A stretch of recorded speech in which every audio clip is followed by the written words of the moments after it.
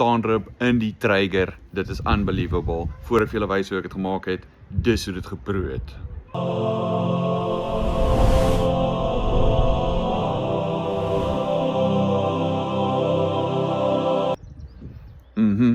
Nou check dit uit.